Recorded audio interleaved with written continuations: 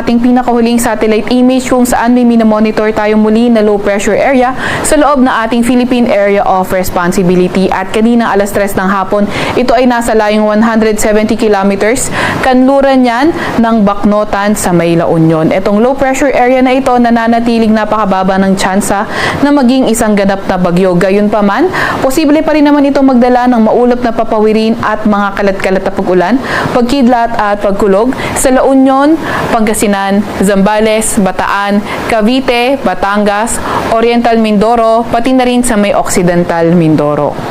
Samantalang ITCZ o Intertropical Convergence Zone, ito yung salubungan ng hangin galing Northern at Southern Hemisphere. Ito naman ang magdadala ng mga paulan sa Surigao del Sur, Davao Oriental, Davao Occidental, Sultan Kudarat, pati na rin sa may Sarangani. Kaya yung ating mga kababayan, lalo na yung mga inuulan noong mga nakaraang araw pa, ay pinag-iingat sa mga banta ng pagbaha o hindi kaya pagguho ng lupa.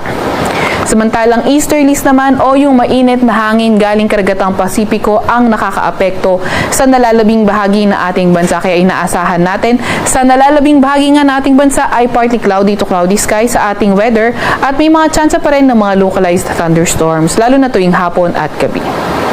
Sa kasalukuyan, maliban na nga sa LPA, sa loob ng ating Philippine Area of Responsibility, wala na tayong ibang minomonitor na low pressure area or bagyo sa loob or malapit sa ating Philippine Area of Responsibility.